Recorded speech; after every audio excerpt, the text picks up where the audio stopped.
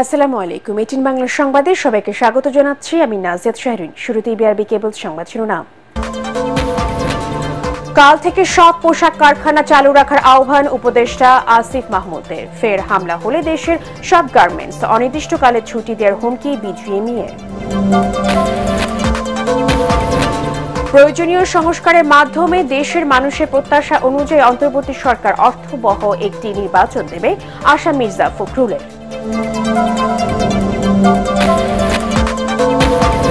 অন্তর্বর্তীকালীন সরকার ছাড়া সুষ্ঠু ও গ্রহণযোগ্য সংসদ নির্বাচন আয়োজন সম্ভব নয় মন্তব্য উপদেষ্টা সাখাওয়াত হোসেনের। ইসি গঠনে আইন পরিবর্তনের তাগিদ। 2 দিনের সফরে ঢাকায় উচ্চ পর্যায়ের মার্কিন প্রতিনিধি দল। কাল প্রধান উপদেষ্টা ও গভর্নরের সাথে বৈঠক।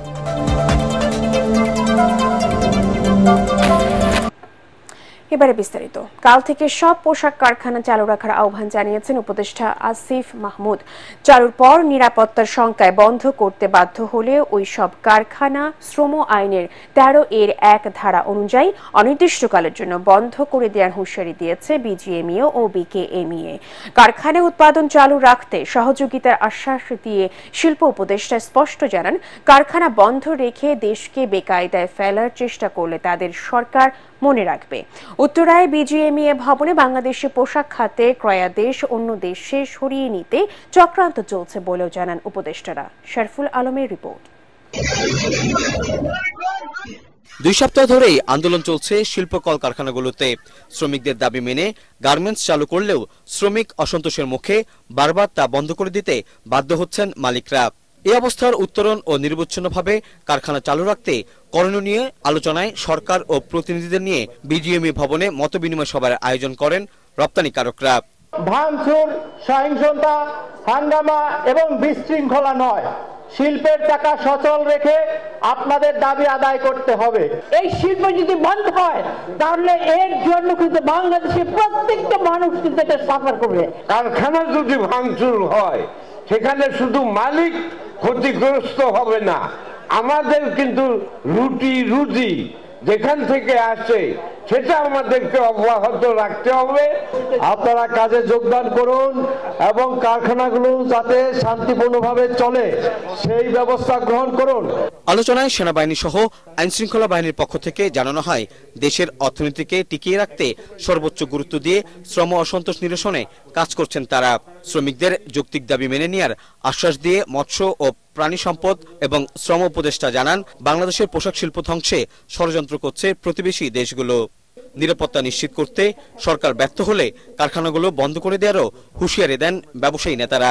আগামীকাল থেকেও যাতে কারখানাগুলো খোলা থাকে এবং আর কোনো কারখানা বন্ধ করতে না হয় সেটা নিশ্চিত করার জন্য শ্রমিক নেতৃবৃন্দ কাজ করবেন, এটা আমি আপনাদের থেকে প্রত্যাশা রাখবো এবং আশা করি আপনারা এটা ডেলিভার করবেন। হোলিস্টিক ভাবে একটা ফাংশনাল বডি হিসেবে যাতে আমরা কাজ করতে পারি সেটা আমরা নিশ্চিত করার জন্য চেষ্টা করব।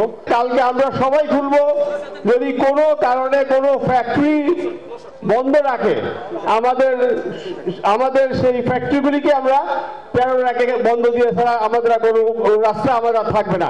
বিকেএমইর পক্ষ থেকেও এই প্রস্তাবকে সমর্থন দিলাম। যদি কোনো ফ্যাক্টরিতে সরকার কোনো গন্ডগোল হয় বা কাজ বন্ধ রাখে 13 সেই ফ্যাক্টরি নো ওয়ার্ক নো পেতে বন্ধ হয়ে যাবে। ট্রাইপার্টাইট বডি হয়েছে যেখানে শ্রমিক মালিক সবাই কথা বলতে পারবেন। যেই ফ্যাক্টরিতে কালকে সমস্যা হবে সেই সব ফ্যাক্টরির ব্যাপারে আমরা ব্যবস্থা নিব, আমরা বিশেষ ব্যবস্থা নিব। ফ্যাক্টরি বন্ধ করে দিয়ে দেশের অর্থনীতিকে ক্ষতিগ্রস্ত করার জন্য কোনো মহল চেষ্টা করে সেটাও আমরা মনে রাখবো। আলোচনা সভায় বক্তারা বলেন, শ্রম অসন্তোষকে জিয়ে রাখতে ফায়দা লুটার চেষ্টা করছে বহিরাগতরা। শরফুল আলম, এটিএন বাংলা, ঢাকা। অন্তর্বর্তীকালীন সরকার প্রয়োজনীয় সংস্কার শেষে একটি অর্থবহ নির্বাচনের মাধ্যমে গণতান্ত্রিক রাষ্ট্র প্রতিষ্ঠার পথ সুগম করবেন দেশবাসী, এমনটাই প্রত্যাশা করে বলে জানিয়েছেন বিএনপি মহাসচিব মির্জা ফখরুল ইসলাম আলমগীর।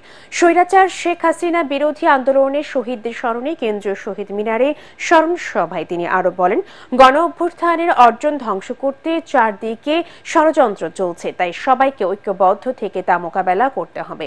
শেখ হাসিনা পতন নির্বাচন আন্দোলনে শহীদ, আহত ও গুমের শিকার পরিবারকে রাষ্ট্রীয়ভাবে ভাতা প্রদানের দাবি জানান বিএনপি মহাসচিব।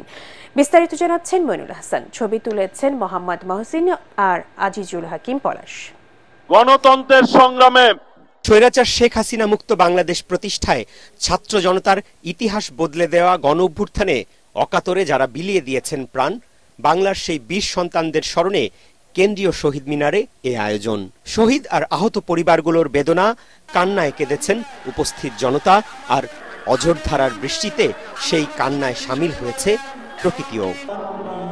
বিএনপির আয়োজনে স্মরণ সভায় সমমনা দল ও জোটের নেতারা বলেন, ছাত্র জনতার আন্দোলনে বিজয় এলেও গত 15 বছর স্বৈরাচার শেখ হাসিনার বিরুদ্ধে আন্দোলন করতে গিয়ে যারা গুম, খুন, মামলা, নির্যাতনের শিকার হয়েছেন তাদের অবদানকেও ভুলে গেলে চলবে না।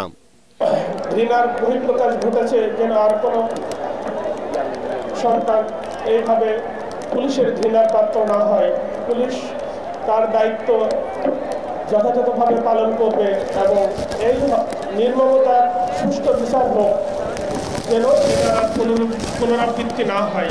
প্রবল বৃষ্টিকে উপেক্ষা করে শহীদ মিনারে দর্শক সারিতে বিএনপি নেতাকর্মীদের সাথে উপস্থিত ছিলেন অসংখ্য সাধারণ ছাত্র জনতা। বক্তৃতার মাঝে প্রতিবাদী গান, নাচ পরিবেশনা বারবার যেন মনে করিয়ে দিয়েছে জুলাই আগস্টের বৈষম্য বিরোধী ছাত্র আন্দোলনের অগ্নিগর্ভ দিনগুলো।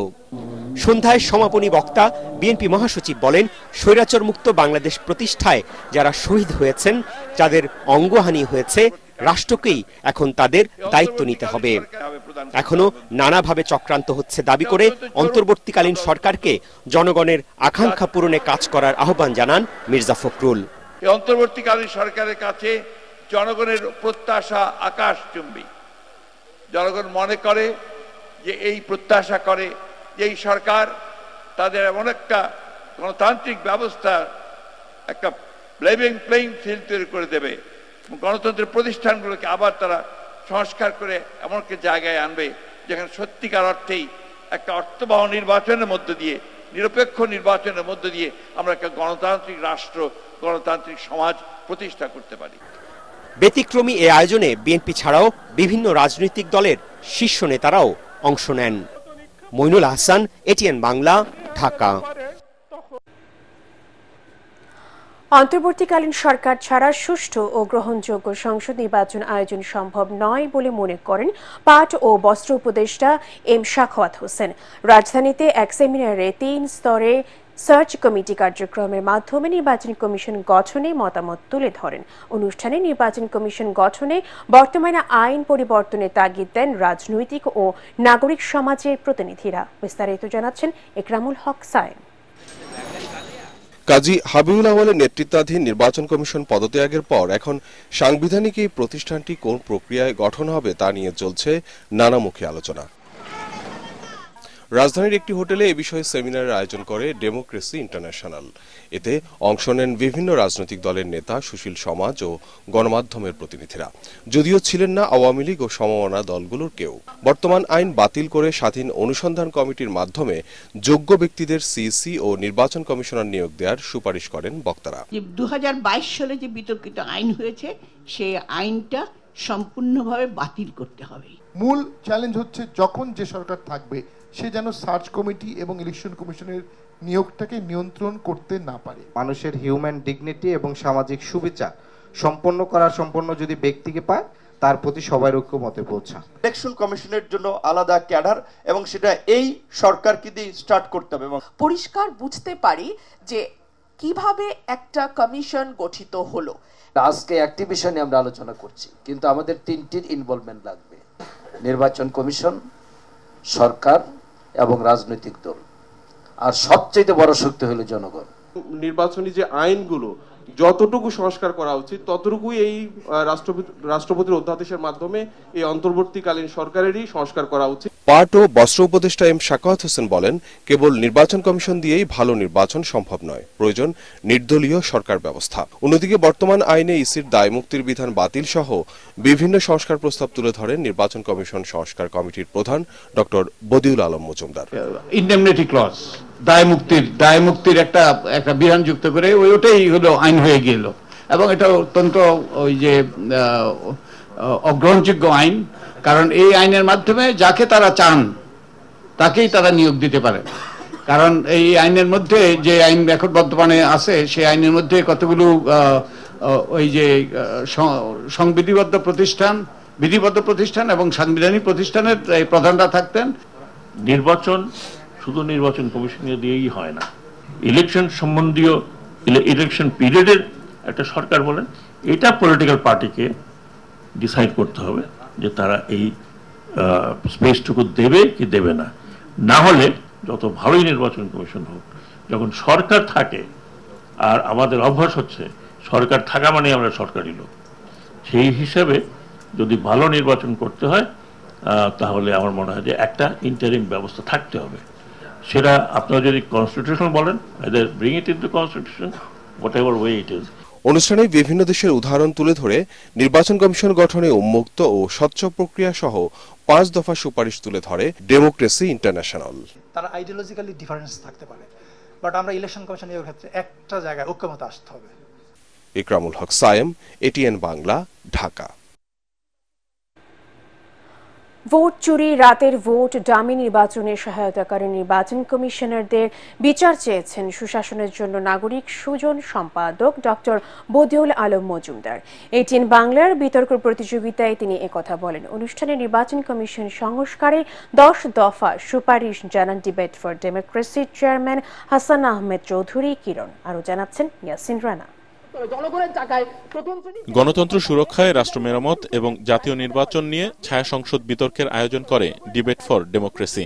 প্রতিযোগী ছিলেন জগন্নাথ বিশ্ববিদ্যালয়ে এবং ঢাকা ইন্টারন্যাশনাল ইউনিভার্সিটির শিক্ষার্থীরা। যারা এই গণবিপ্লবের সরকার এনেছে আমাদের আন্দোলনের মাধ্যমে, 36 দিনের আন্দোলন কিন্তু মাননীয় স্পিকার ঘুমিয়ে ঘুমিয়ে করে আসেনি। মাননীয় স্পিকার 24 সালে যখন ডামি নির্বাচন হয় তখন মাননীয় স্পিকার আমরা দেখতে পাই সেটাও তো একটা গণতান্ত্রিক নির্বাচন বলেই সরকার দাবি করেছিল। অনুষ্ঠানে সভাপতির বক্তব্যে হাসান আহমেদ চৌধুরী কিরণ 10 দফা দাবি তুলে ধরে বলেন, এদেশের মানুষ আর কখনো ডামি নির্বাচন দেখতে চায় না। এদেশের মানুষের মনে আছে কিভাবে দিনের ভোট কাটতে করেছে, কিভাবে কোথাও কোথাও শতভাগ ভোট দিয়েছে, কোথাও কোথাও শিশু কিশোররা ভোট দিয়েছে, যেখানে লাইনে দাঁড়িয়ে বারবার মানুষ ঘুরে ঘুরে একই ব্যক্তি ভোট দিয়েছে, সে কিন্তু এদেশের মানুষের মনে আছে। গত 7 জানুয়ারি নির্বাচন, সেই নির্বাচনে প্রধান নির্বাচন কমিশনার তার বক্তব্যে এসে বললেন যে 28 ভাগ বা 24-25 ভাগ ভোট পড়েছে, কিন্তু চট করে তিনি বললেন যে না, 40 ভাগের উপর ভোট পড়েছে। অনুষ্ঠানে প্রধান অতিথি ডক্টর বদিউল আলম মজুমদার বলেন, যারা মানবতা বিরোধী, অর্থনৈতিক এবং নির্বাচনী অপরাধ করেছে তাদের অবশ্যই বিচার হওয়া উচিত। আমাদের দেশে এই যে 3টা নির্বাচনে যারা নির্বাচনী দায়িত্ব পালন করেছে, সেই নির্বাচন কমিশন থেকে শুরু করে প্রায় 10 লাখ লোক এই নির্বাচন প্রক্রিয়ার সাথে যুক্ত থাকে। এই 3টা নির্বাচনে যারা যুক্ত ছিল তাদের প্রায় সবাই অপরাধী কর্মকাণ্ডের সাথে যুক্ত ছিল। আমাদের একতরফা নির্বাচন, আমি আর দামির নির্বাচন, তারপর মধ্যরাতের নির্বাচন আমাদের গণতন্ত্রের ব্যবস্থাকে ধ্বংস করেছে। তার মানে ওই নির্বাচন ছিল আমাদের সংবিধানের লঙ্ঘন। বর্তমান প্রেক্ষাপটে আগামী নির্বাচনে আওয়ামী লীগ না এলেও নির্বাচন গ্রহণযোগ্য হবে বলে মন্তব্য করেন তিনি। আমি তো দেখি না কার নেতৃত্বে পুনর্গঠিত হবে। 2-1 আছে, কিন্তু তারাও 2-1 যে আছে তারাও আগ্রহী বলে মনে হয় না। আর সবাই তো কলঙ্কিত, সবাই তো হয় পলাতক। এই আমি নিশ্চিত নই এটার উত্তরটা। তবে আওয়ামী লীগ যদি তার মধ্যে পুনর্গঠিত না হয় তাহলে তাদেরকে ছাড়া নির্বাচন করাটা অগ্রহণযোগ্য হবে না বলে আমি মনে করি। তারা যদি পুনর্গঠন না হয়, তাদের মধ্যে কেউ যদি এগিয়ে না আসে, সামনে না আসে, তারা তো তাদের তো প্রত্যেকেই কম বেশি নানা অপরাধে অভিযুক্ত। সুতরাং সেই নির্বাচন কোনোভাবে যারা বলে যে এটি বিতর্কিত হবে কিনা, আমি মনে করি সেটি বিতর্কিত। প্রফেসর বদিউল আলম স্যারও বললেন, আমি মনে করি সেটি অগ্রহণযোগ্য হবে না বলে আমরা মনে করি। বিতর্ক অনুষ্ঠানে সরকারি দল জগন্নাথ বিশ্ববিদ্যালয়কে হারিয়ে বিজয়ী হয় Dhaka international university. Yasin Rana, ATN Bangla, Dhaka. মার্কিন পররাষ্ট্র দপ্তরে দক্ষিণ ও মধ্য এশিয়া বিষয়ক সহকারী পররাষ্ট্রমন্ত্রী ডোনাল্ড লু এখন ঢাকায়।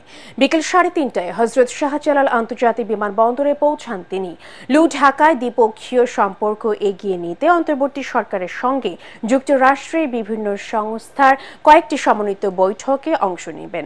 সফরকালে প্রধান উপদেষ্টা মোহাম্মদ ইউনুস, পররাষ্ট্র উপদেষ্টা, অর্থ ও বাণিজ্য উপদেষ্টা এবং পররাষ্ট্র সচিবের সাথে বৈঠকের কথা রয়েছে। এর এর আগে সকালে যুক্তরাষ্ট্রের প্রতিনিধি দল প্রধান রাজস্ব দপ্তরের deputy under secretary Brendon Neiman ঢাকায় আসেন। বিমানবন্দরে তাকে স্বাগত জানান পররাষ্ট্র মন্ত্রণালয়ের মহাপরিচালক খন্দকার মাসুদুল আলম। অন্তর্বর্তীকালীন সরকার প্রধান হিসেবে ডক্টর ইউনূস দায়িত্ব নেওয়ার পর এটি মার্কিন যুক্তরাষ্ট্র থেকে প্রথম সফর। এই সফরে যুক্তরাষ্ট্র কিভাবে বাংলাদেশের অর্থনৈতিক প্রবৃদ্ধি, আর্থিক স্থিতিশীলতা এবং উন্নয়ন অগ্রাধিকারে অবদান রাখতে পারে তা নিয়ে আলোচনা হবে। দেশে ধর্মীয় ও সাংস্কৃতিক স্থাপনা এবং সুফি মাজার সম্পর্কিত যে কোনো বিদ্বেষমূলক বক্তব্য এবং হামলার তীব্র নিন্দা জানিয়েছেন অন্তর্বর্তীকালীন সরকারের প্রধান উপদেষ্টা ডক্টর মোহাম্মদ ইউনূস। এ নিয়ে পাঠানো এক প্রেস বিজ্ঞপ্তিতে বলা হয়, ধর্মীয় উপাসনালয়ে ও সাংস্কৃতিক স্থাপনা রক্ষায় প্রয়োজনীয় ব্যবস্থা নিতে আইনশৃঙ্খলা বাহিনীকে নির্দেশ দেওয়া হয়েছে। ধর্মীয় বা সাংস্কৃতিক সহিষ্ণুতা ও সম্প্রীতিকে বিঘ্নিত করার যে কোনো প্রচেষ্টা সরকার দৃঢ়ভাবে মোকাবেলা করবে। একই সাথে হামলার সাথে জড়িতদের দ্রুততম সময়ের মধ্যে আইনের আওতায় আনা হবে বলে উল্লেখ করা হয়।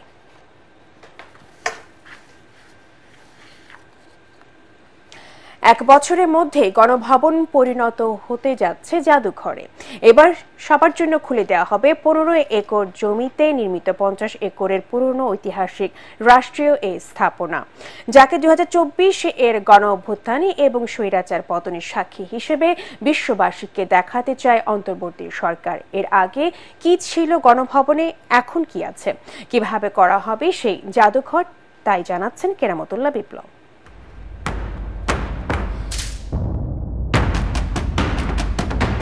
ছাত্র শ্রমিক জনতার বিপ্লবের মূল লক্ষ্য ছিল গণভবন। এটা ছিল স্বৈরাচারের কেন্দ্রবিন্দু। ক্ষোভকে স্থায়ীভাবে তুলে ধরার জন্য গণভবনের আর কোনো সংস্কার করা হবে না। তা যে অবস্থায় দাঁড়িয়েছিল সেই অবস্থায় তাকে রাখা হবে। গত 5 আগস্টের আগে গণভবন নামের এই স্থাপনাটি ছিল দেশের সবচেয়ে বড়, দামি আর সুন্দর বাড়ি, যা ব্যবহার করেছেন 6 জন রাষ্ট্রপতি, প্রধানমন্ত্রী ও প্রধান উপদেষ্টা। শেখ হাসিনাই সর্বোচ্চ 20 বছর থেকেছেন সরকারি এই বাসভবনে। তার সময়ে গণভবনের নানা সংস্কার ও উন্নয়নে খরচ হয়েছে প্রায় 1000 কোটি টাকা। 1996 সালে ক্ষমতায় গিয়ে মন্ত্রিসভার একদিনের সিদ্ধান্তে মাত্র 1 টাকার বিনিময়ে গণভবন নিজের নামে ইজারা নিয়েছিলেন শেখ হাসিনা, যদিও 2001 সালে তা বাতিল করে বিচারপতি লতিফুর রহমানের নেতৃত্বাধীন তত্ত্বাবধায়ক সরকার। 2009 সালে ফের ক্ষমতায় গিয়ে গণভবনে helipad, gym, banquet hall, lake, পুকুরঘাট, বাগান, সবজি খামার সহ বহু কিছু নিজের মতো করে তৈরি করান শেখ হাসিনা। জুলাইয়ে ছাত্র জনতার নজিরবিহীন আন্দোলন চলাকালে গণভবনকেই ক্ষমতার কেন্দ্রবিন্দু করেছিলেন শেখ হাসিনা। 5 আগস্ট গণভবন তছনছ করে দেশের মানুষ তার জবাব দিয়েছে বলে মনে করেন গণ অভ্যুত্থানের নেতারা। যে কোনো স্বৈরাচারী, ফ্যাসিস্ট, খুনি রাষ্ট্রনায়কদের আসলে কি পরিণত হয় এবং জনগণই যে আসল মালিকানার এবং ক্ষমতার মালিক, সেই বিষয়টিকে একটি নিদর্শন হিসেবে পুরো পৃথিবীর বুকে রাখার জন্যই আমরা এই গণভবনটিকে জুলাই গণ অভ্যুত্থানের স্মৃতি জাদুঘরে পরিণত করার সিদ্ধান্ত নিয়েছি সরকারের পক্ষ থেকে। গণভবনে প্রধানমন্ত্রী থাকার বিশেষ কামরাসহ 11টি সুইটের সবই এখন ভাঙাচোরা। দেয়ালের ইট সুরকি, পলেস্তরাও তুলে নিয়েছে বিক্ষুব্ধ মানুষ। দরজা, জানালা, খাটতোশক, আসবাব, ফ্যানলাইট সবকিছুই ছিন্ন ভিন্ন। মোট কথা, গণভবনে প্রধানমন্ত্রী, তার কর্মকর্তা, কর্মচারী ও নিরাপত্তা কর্মীদের শতাধিক ঘর এখন থাকা বা ব্যবহারের পুরোপুরি অযোগ্য। আর মেরামত নয়, এভাবেই গণভবনকে আগামী প্রজন্ম ও বিশ্ববাসীকে দেখানোর জন্য তা রূপান্তর করা হচ্ছে জাদুঘরে। একটা কমিটি করার মাধ্যমে স্থাপত্য শিল্পী এবং আর্কিটেক্টদেরকে নিয়ে, যারা জাদুঘর বিশেষজ্ঞ আছেন, তাদেরকে নিয়ে একটি কমিটি করে দেওয়ার মাধ্যমে এটার কার্যক্রম শুরু হবে। সবকিছু ঠিক থাকলে 2025-এর গণ অভ্যুত্থানের প্রথম বার্ষিকীতে আনুষ্ঠানিকভাবে উন্মুক্ত করা হতে পারে গণভবন জাদুঘর। কেরামতুল্লাহ বিপ্লব, এটিএন বাংলা, ঢাকা। যারা মন্দির মাজার ভেঙে দেশের বিশৃঙ্খলা সৃষ্টি করতে যাচ্ছে তাদের দৃষ্টান্তমূলক শাস্তির দাবি জানিয়েছে জাতীয় নাগরিক কমিটি।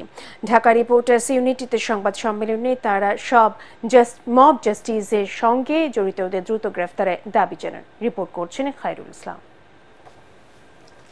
ছাত্র জনতার আন্দোলনে বিজয়ের পর মানুষের অধিকার প্রতিষ্ঠা এবং নতুন রাজনৈতিক পথের অন্বেষণে সম্প্রতি আত্মপ্রকাশ করে জাতীয় নাগরিক কমিটি। তাদের প্রথম সংবাদ সম্মেলনে নাগরিক কমিটি জানান এটি কোনো রাজনৈতিক দল নয়। নাগরিকদের পক্ষ থেকে আমরা একটি প্ল্যাটফর্ম ঘোষণা করেছি। আমরা সকল নাগরিকদের বাংলাদেশের এই প্ল্যাটফর্মের অধীনে ঐক্যবদ্ধ করব। এখানে কোনো দল মতানতবাদ বা আমাদের যে দ্বিমত রয়েছে সেগুলো আমরা বাদ দিয়ে ঐক্যবদ্ধভাবে কাজ করার প্রচেষ্টা চালাবো। এখনো আইন শৃঙ্খলা পরিস্থিতি উন্নতি না হয় উদ্বেগ প্রকাশ করেন তারা। পুলিশের কি হয়েছে, তারা একটা ফেসিস্টের লাঠিয়াল বাহিনী হয়েছিল, যেখানে একটা সংঘবদ্ধ যে শক্তিটা রয়েছে একটা প্রফেশনাল অর্গানাইজেশনকে পুরো ড্যামেজ করে দেওয়া হয়েছে। জনগণ তাদের উপরে সংক্ষুব্ধ হয়েছে এবং সেখানে কি হয়েছে আপনারা দেখেছেন। ফ্যাসিবাদদের সঙ্গে জড়িত বিভিন্ন দেশি বিদেশি শক্তি গণ অভ্যুত্থানকে ভিন্ন খাতে নেয়ার চেষ্টা করছে বলে অভিযোগ করেন নাগরিক কমিটি। মন্দিরগুলোতে হামলা হচ্ছে, মাজারগুলোতে হামলা হচ্ছে এবং সেই সরকার এই বিষয়গুলো নিয়ে দ্রুত গতিতে কাজ করতেছে। কিন্তু সরকারের গত এক মাসের যদি পর্যালোচনা করি সেখানে আমরা আশানুরূপ কোনো ফলাফল দেখতে পাচ্ছি না। কিন্তু আমরা সরকারকে আরেকটু সময় দিতে চাই। বৈষম্য বিরোধী ছাত্র আন্দোলনে হতাহতদের তালিকা দ্রুত করার পাশাপাশি গুরুতর আহতদের উন্নত চিকিৎসা নিশ্চিতের দাবি জানায় নাগরিক committee. Khairul Islam, ATN Bangla, Dhaka.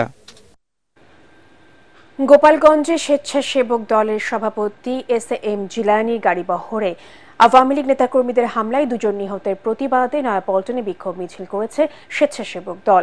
BNP senior যুগ্ম মহাসচিব রুহুল কবির রিজভী নেতৃত্বে মিছিলে মহানগর বিএনপি ও স্বেচ্ছাসেবক দলের নেতাকর্মীরা অংশ নেন। মিছিল শেষে রিজভী অভিযোগ করেন ঘাপটি মেরে থাকা আওয়ামী লীগ নেতাকর্মীরা কাপুরুষের মতো বিএনপি নেতাকর্মীদের ওপর হামলা চালিয়েছে।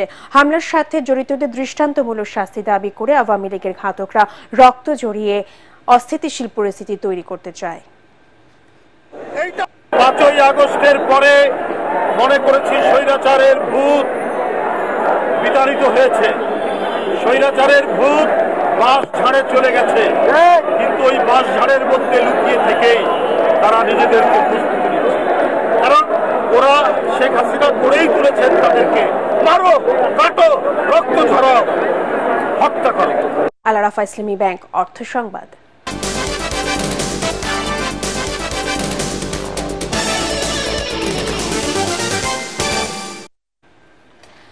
বিদেশি ঋণ নয়, নিজস্ব অর্থে প্রকল্প নিতে কর্মকর্তাদের নির্দেশ দিয়েছেন অর্থ উপদেষ্টা ডক্টর সালেহ উদ্দিন আহমেদ। জোর কিংবা ভয়ভীতি দেখিয়ে নয়, কর আদায়ে কর্মকর্তাদের সহনশীল হওয়ার কথাও বলেছেন তিনি। জাতীয় রাজস্ব বোর্ডের সকালে এক আলোচনা সভায় তিনি এসব কথা বলেন। তরিক ইসলামের রিপোর্ট। অর্থ আইন 2024-এর মাধ্যমে প্রত্যক্ষ কর ব্যবস্থা নিয়ে আলোচনা করতেই এনবিআর-এর এই আয়োজন। বাংলাদেশ সিভিল সার্ভিস ট্যাক্সেশন আয়োজিত অনুষ্ঠানে প্রধান অতিথি ছিলেন অর্থ উপদেষ্টা ডক্টর সালেহ উদ্দিন আহমেদ। সেভাবে কোনো প্রশিক্ষণ নেই। অনুষ্ঠানে কর পদ্ধতির নানা জটিলতা দ্রুত দূর করতে কর্মকর্তাদের তাগিদ দেন উপদেষ্টা। কষ্ট দিয়ে যেন আপনারা শেখান, যাতে আপনাদেরকে দেখে লোকজন আশ্বস্ত হয় এবং ওরা যদি নিজে স্বতঃপ্রণোদিত হয়ে আসে যে ট্যাক্সটা দেবো। আর এখন অনেকটা অ্যাটিটিউড ট্যাক্সটা অবশ্যই বাইরে যাবো, কাছাকাছি যাবো না, গেলেই তো আমাকে ধরিয়ে দেবে ভোটের ট্যাক্সটা।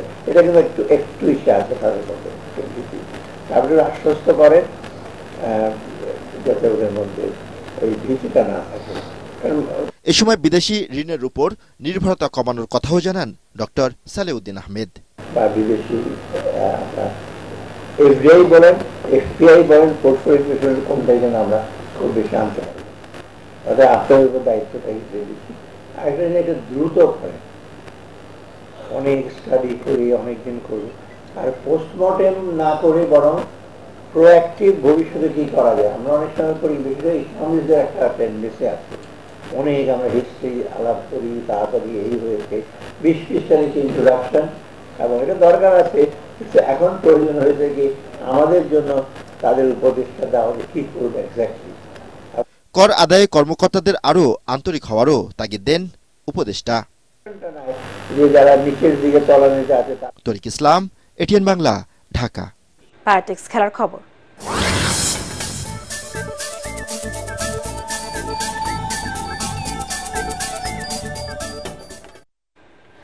পাকিস্তানের সিরিজ জয়ে বিসিবির দেওয়া বোনাসের অর্থের একটা অংশ অকাল বন্যায় ক্ষতিগ্রস্তদের তহবিলে দেওয়ার ঘোষণা দিলেন বাংলাদেশ ক্রিকেট দলের অধিনায়ক নাজমুল হোসেন শান্ত। রাজধানীর এক হোটেলে বোনাস প্রদান অনুষ্ঠানে বিসিবির সভাপতি ফারুক আহমেদ জানান, আরও বড় সাফল্য পেতে বোর্ডে সিস্টেম ডেভেলপমেন্ট করার চেষ্টা করে যাচ্ছেন তারা। আরও জানাচ্ছেন পরাগারমান। টেস্ট সিরিজে বাংলাদেশের সামনে দাঁড়াতেই পারেনি পাকিস্তান। প্রথম ম্যাচে 10 উইকেটে, দ্বিতীয় শেষ ম্যাচে 6 উইকেটে পাকিস্তানকে হারিয়ে হোয়াইট ওয়াশ করে টাইগাররা। রাওয়ালপিন্ডির অবিস্মরণীয় এই জয়ে বিসিবির কাছ থেকে মোট 3 কোটি 20 লাখ টাকা বোনাস পান ক্রিকেটাররা। খেলোয়াড়দের হাতে এই বোনাসের অর্থ তুলে দেন যুব ক্রীড়া উপদেষ্টা আসিফ মাহমুদ সজীব ভুইয়া। ক্রিকেটারদের পক্ষ থেকে বোনাসের টাকার একটা অংশ অকাল বন্যায় ক্ষতিগ্রস্তদের সাহায্যে দেওয়ার কথা জানান টাইগার অধিনায়ক নাজমুল হোসেন শান্ত। আমরা সবাই এগ্রি করেছে যে এখান থেকে একটা পোর্শন আমরা তাদেরকে হেল্প করার জন্য যতটুকু সম্ভব আমরা দেওয়ার চেষ্টা করব, এবং আমি আশা করব যে দেশের আরো অনেক মানুষ আছেন যাদের ওই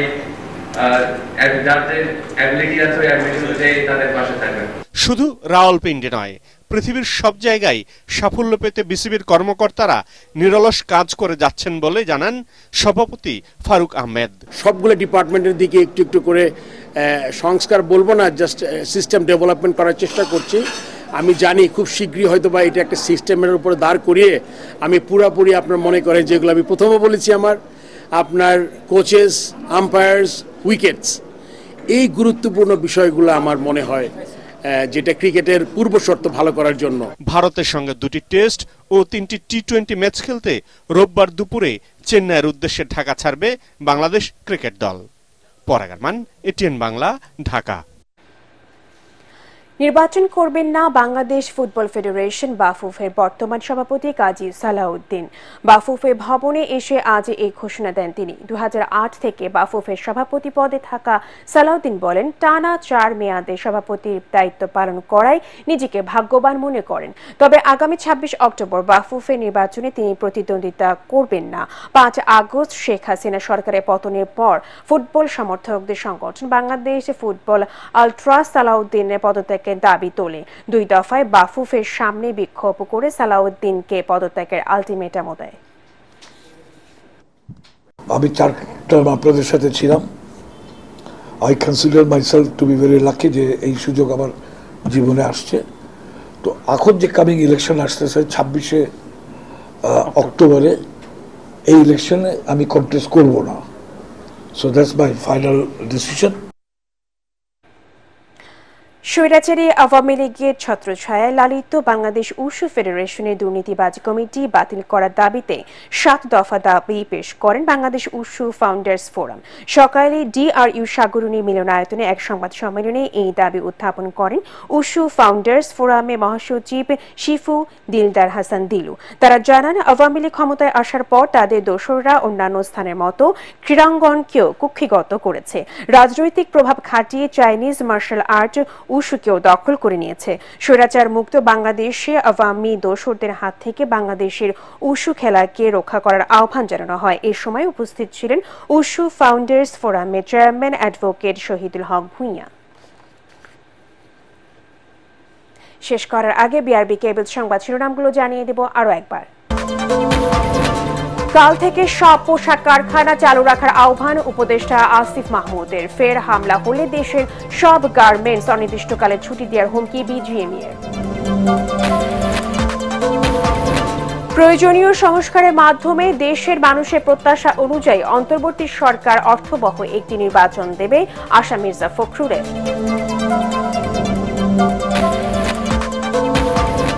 অন্তর্বর্তীকালীন সরকার ছাড়া সুষ্ঠু ও গ্রহণযোগ্য সংসদ নির্বাচন আয়োজন সম্ভব নয়, মন্তব্য উপদেষ্টা সাখাওয়াত হোসেনের। ইসি গঠনে আইন পরিবর্তনের তাগিদ।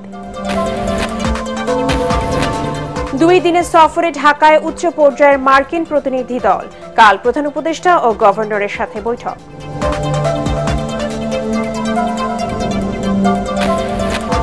পরবর্তী সংবাদ দেখার আমন্ত্রণ জানিয়ে এখনকার মতো শেষ করছি। 18 বাংলা সংবাদ ইউটিউবে দেখতে ব্রাউজ করুন youtube/18 বাংলা নিউজ। ধন্যবাদ সবাইকে।